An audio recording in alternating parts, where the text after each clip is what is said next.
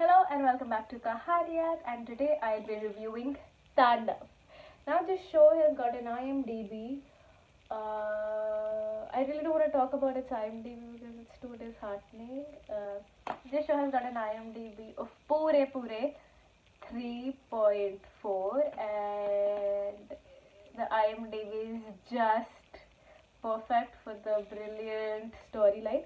This show is directed by Ali Abbas Zafar and is written by Gaurav Solanki. To acquaint you with their past works, Ali Abbas Zafar is has been celebrated for amazing movies such as Tiger Zinda Hai and Bharat.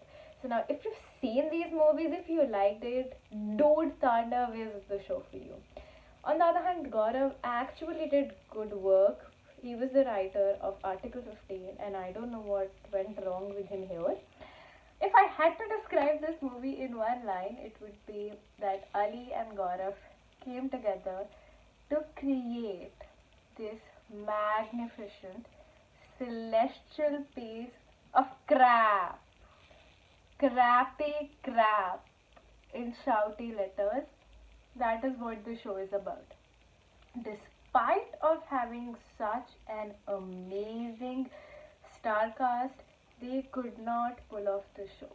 You इतने सारे characters हैं, they've got right from Saif Ali to Sunil Grover to Mohammad Zishan Ayub, Dimple Kapadia, Gauhar Khan, and yet they somehow just couldn't pull off their own story.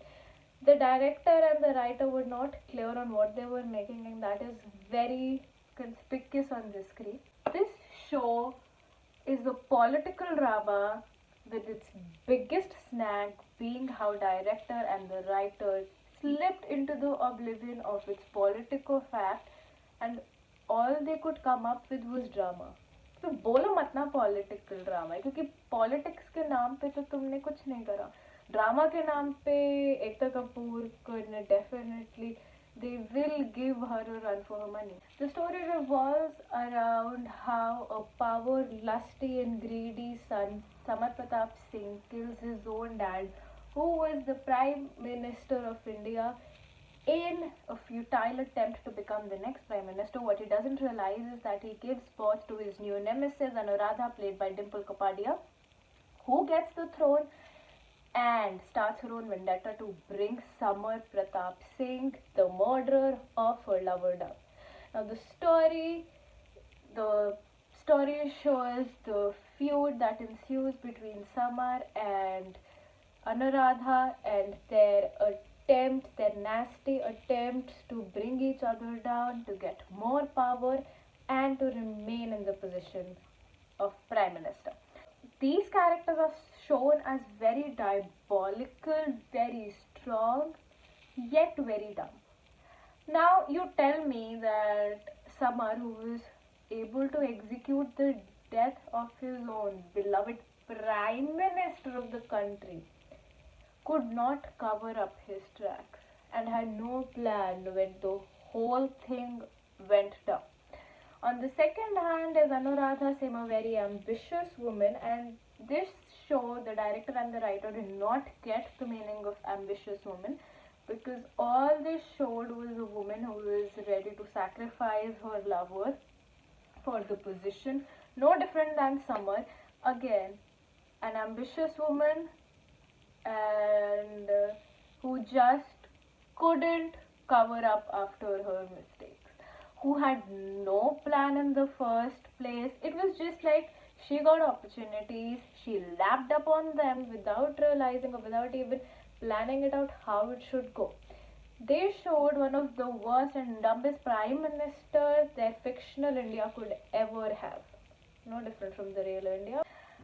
The other sideline story showcases or shows is based around the youth of the protesting youth of college.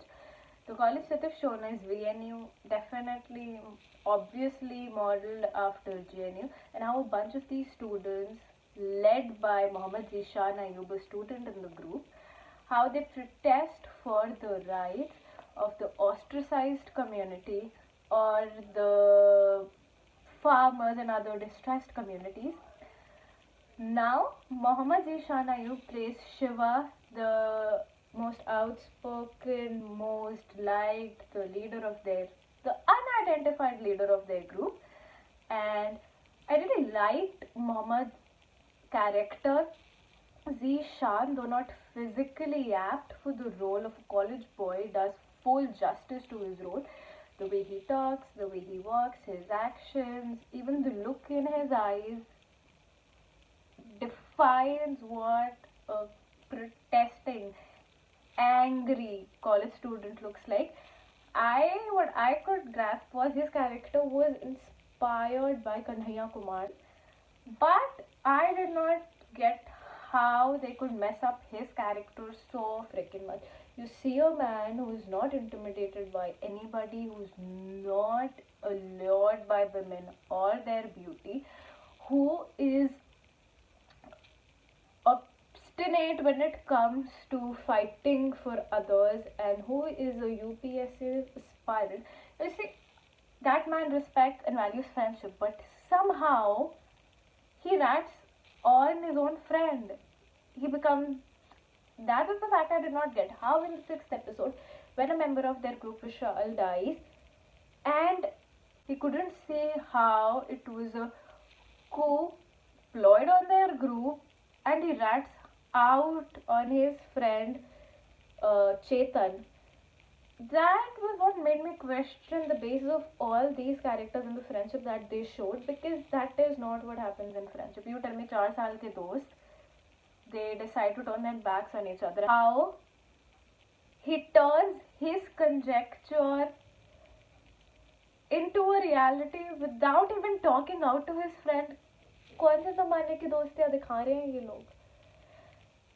उसका character is the most stereotypical character. By the end of the show becomes useless, because he, who was very resilient, who was not attracted to beauty, you know, listens to rather a very beautiful member of their group, Sana, and decides to trust her over his friendship. तो फिर message क्या हुआ कि लड़की दोस्ती तोड़वा दी? हाँ, उसने तोड़वा दी. ये पॉइंट इस शो का I couldn't understand, I couldn't fathom the reason. The show, along with all the stupidity of all the characters it has curated, irks you at a deeper level with the background score they've used. This show has extensively, repeatedly, incessantly used background music so much that you want to cut off your ears. बिना music के बाद I expected maybe some murders, cold-hearted murders, or like something very scandalous, and this show is nothing of that sort. Whenever the college scene were going on, they played the song Yuva by A.R. Rahman, which was originally used in Ranjana, and here the song somehow just appreciates its own value, because यार 9 episode में युवा गाना नहीं सुनना मेरे को. इतना पसंद होगा मैं स्पॉटिफाई पे सुन लूँगी. मुझे 9 एपिसोड में नहीं सुनना. मुझे ये सुनना है कि शिवा क्या बोल रहा है और वो अपनी लाइफ कैसे बर्बाद कर रहा है बिकॉज ऑफ दिस गर्ल. मुझे नहीं सुनना युवा गाना बार बार बार बार बार बार. They've shown women, somehow all the women in this show, they're just supporting actors, because ये है नहीं, मतलब एक भी औरत नहीं है शो में जो कुछ अपना दिमाग यूज कर रही है. Jane Davis, who plays the wife of Saif Ali Khan, is not metaphorically but really a trophy wife. Anuradha is nothing else but an opportunist woman. Or another woman who plays the role of defense minister gets because she's sleeping with Saif Ali Khan. So they've just shown women as gold diggers or just existing there with no point, with no roles, with no justified characters. To highlight the intimate scenes of this show, because I've never felt uncomfortable watching intimate scenes in my life. This is the only show where the chemistry between the characters, it was so off that their intimate scenes just made me want to forward the whole show, to be very honest. I was like, forward karo, khatam karo. Because chemistry was lacking everywhere. You see Kritika Kamra and Dino making out, and they had no chemistry. Then you see Saif Ali Khan making out with another actress, and they had no chemistry at all. In that scene, Saif Ali was so uncomfortable. His perturbation could be sensed through the screen. You could see how he wasn't at all into the scene. I don't know what was in his mind, but this scene was so uncomfortable. And then his intimate scene with Jane. No fire, nothing happens, and then you wishing for it to end, and it doesn't. The main reason can be because Abbas has directed movies with Salman Khan. Maybe that's the reason he sucked at producing and directing these scenes, but it's just they should have literally censored it. They could have cut it all, and the story would still have been the same, shallow. To sum the show up, it Tandav had a lot of potential. It did not do enough justice with its name. When you say it is a political drama, it should be a political drama. What they did was they touched on the issues of corruption, bigotry, discrimination, casteism, classism, and then they ran away from it. That is what is the main issue. They did not highlight any political issue. All you can see is a fleeting glimpse of these issues, and then the show becomes more obscure. They highlighted personal issues and personal stories of these characters, which was irrelevant to the whole topic and plot of the story.